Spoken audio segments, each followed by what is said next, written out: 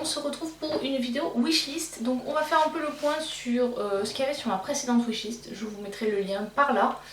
Donc du coup ce que j'ai acheté, donc qui est sorti de ma liste, ce que j'ai laissé, ce que j'ai retiré parce que finalement j'ai pas forcément envie de les acheter, et ce que j'ai ajouté. Donc on va commencer par ce que j'ai acheté. Donc j'ai acheté les palettes Lethal Cosmetics, j'ai pris la Dream Sign et l'After Dark.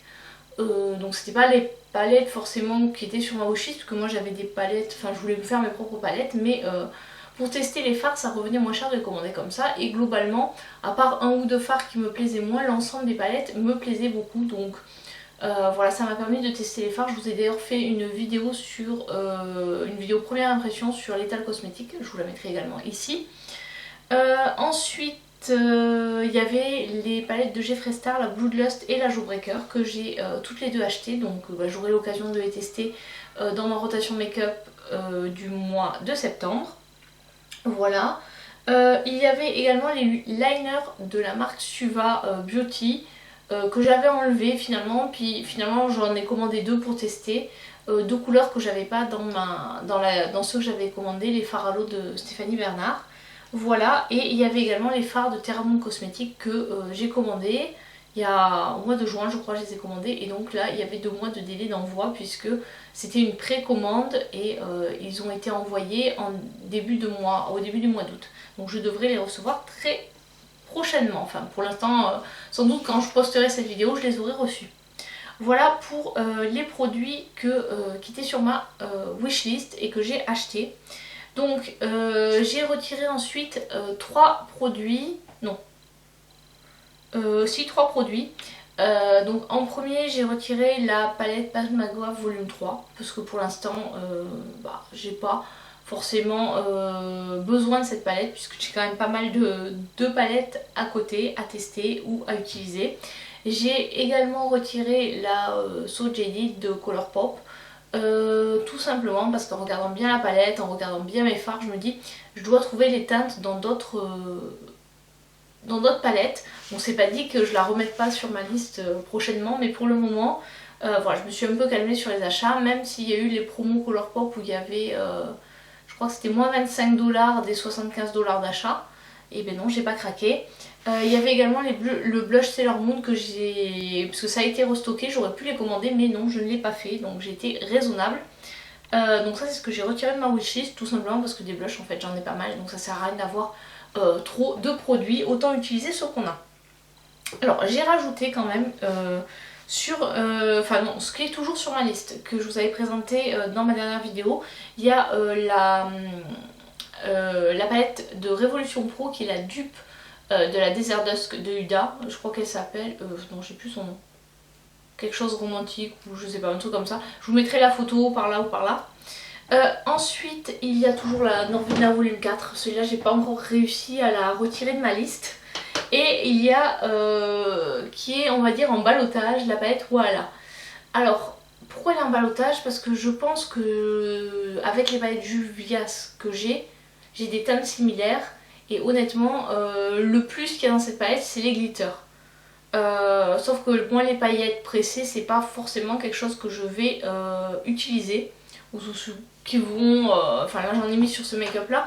Mais il y en a pas, quand il n'y en a pas dans les palettes, ça ne me manque pas. Donc voilà. Après, toutes les teintes qu'il y a dans la palette, je pense que je les ai dans les autres palettes Juvias. Il faudra que je regarde ça de plus près, mais je pense que je les ai. Alors, par contre, j'ai ajouté des choses dans ma wishlist. Est-ce que j'achèterai, est-ce que j'achèterai pas? On verra. Il y a 2 palettes de Make-up Revolution, c'est les Forever Flawless, la Flamingo qui est sortie, une des dernières sorties, et la Spirituality. Alors je sais pas trop si j'aime ces palettes pour leur color story ou plus pour les petits dessins qui sont imprimés dans les fards.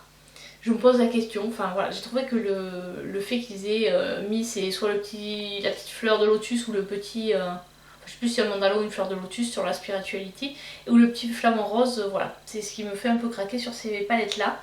Ensuite il y a de chez Nabla la Soul Blooming, parce que j'en entends beaucoup de bien. Après je sais que j'ai le dupe dans ma collection en W7, je l'avais trouvé pas mal cette palette. Bon après les W7 sont pas hyper pigmentées, faut pas se voiler la face. Elle est pas si chère que ça, puisqu'elle coûte que entre guillemets 35€ en comparaison avec d'autres palettes. Donc voilà, c'est... Mais bon, je me dis ce serait bien de pouvoir l'avoir en prix réduit quand même. Et ensuite, il y a la palette de Stacy Mary et Be Perfect, la Carnival. Alors il y en a deux, c'est soit la XL Pro, soit la Carnival 3. Je crois que c'est ça, XL Pro palette, ou la Carnival 3. Alors je vous mettrai les deux photos. Je trouve qu'en fait, au niveau, si on enlève les highlighters qui sont dans la XL, les couleurs, j'ai l'impression qu'elles se ressemblent. Alors, sur Instagram, elle disait que c'était pas les mêmes couleurs, mais au final, quand on regarde les deux palettes, bon certes il y a un peu plus de violet dans l'une, mais on a juste l'impression qu'ils ont rangé un peu les rangées de fards différemment, mais que ça reste à peu près les mêmes teintes. Donc à voir, je ne me suis pas décidée, je pense que je prendrai soit l'une soit l'autre, mais pareil, j'attends un tarif préférentiel et peut-être que d'ici aussi quelques mois, finalement ces palettes ne me feront plus envie. Alors ensuite il y a d'autres produits, là je m'étais fait une petite liste hier soir, je regardais les vidéos, regardais un peu ce qui me ferait envie. Il y a la collection Wet n Wild qui s'appelle My Melody et Kuromi. Et la palette qui... Alors il y a plusieurs... il y a le gloss Kuromi qui me plaît bien, j'essaierai de vous mettre une photo. Mais c'est plus pour le packaging que pour le produit en fait, parce que vraiment je le trouve très mignon. Et ensuite il y a la palette Kuromi aussi, Shadow Palette. Et la petite trousse, parce que c'est pareil, c'est trop cute. La petite trousse où il y a les deux personnages. D'un côté My Melody et de l'autre Kuromi. C'est une espèce... C'est quoi? C'est une espèce de petit lapin et l'autre c'est un petit chat je crois. Je sais pas trop, mais c'est vrai que c'est très cute. Ensuite il y a un mascara qui me tend très bien, c'est le fameux nouveau mascara de Urban Decay, le Freaky Lash je crois, ou un truc dans ce style là. Celui qui a une brosse, enfin dont le packaging là, est jaune et qui a une brosse un peu particulière. Donc voilà, j'avais bien envie de tester cette brosse. Ensuite il y a la nouvelle palette, celle qui sort aujourd'hui justement, donc là je suis en train de me tâter, je craque pas. La collection Rose Décadence, et elle a sorti une nouvelle palette de 6 fards roses, donc qui sont jolies. Je trouve qu'ils ressemblent un peu à la Golden Opulence, donc du coup c'est pour ça que je ne l'ai pas prise. Après je me dis, bon certes c'est une édition limitée, mais peut-être qu'il y aura du restock, donc on verra. Pour l'instant j'essaie de résister. Je vous rappelle que je suis en Dubaï normalement en ce moment. Ensuite chez Colourpop il y a les Luxe Oil Lips, ou le Luxe Lips Oil, enfin les huiles pour les lèvres qu'ils ont sorti. Ils ont sorti avec deux collections, la collection vegan et la collection un peu Garden, Fabuleuse Garden ou je sais pas trop quoi, enfin je vous mettrai des photos. Donc cela me tentait bien de tester ces produits là. Après j'en ai d'autres des huiles pour les lèvres, donc voilà, c'est vraiment mon côté plus envie de tester qui me met le mettre dans la wishlist, c'est pas forcément une envie. Voilà, enfin c'est pour ça aussi qu'on fait des wishlists, parce qu'on se dit ces produits là j'aimerais bien les avoir, mais bon est-ce que je suis prêt à les acheter là tout de suite? Non.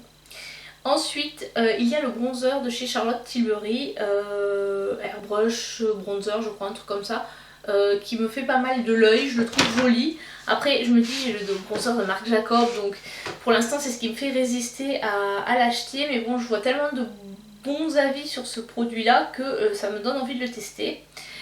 Et pour finir, deux produits donc, de chez Jeffree Star, c'est la palette Cremated.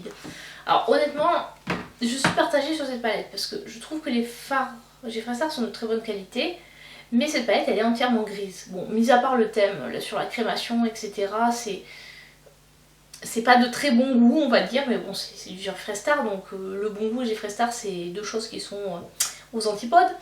Mais du coup je me pose des questions sur cette palette, parce que tous les gens qui l'ont testée, qui sont pas forcément des influenceurs, donc des personnes qui aiment le make-up on va dire, ont des avis très favorables sur cette palette. C'est vrai qu'elle est très jolie, les lumineux ont l'air superbes, mais ouais, ça reste du gris, donc je suis partagée. Je la mets sur ma wishlist et j'attends de voir si vraiment j'en ai envie.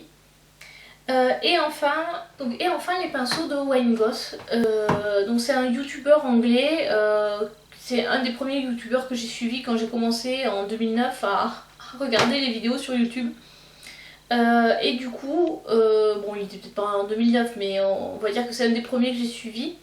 Et voilà, je me pose beaucoup de questions, enfin les pinceaux ont l'air très beaux, très qualitatifs, mais par contre un pinceau c'est 30$ ou 38$.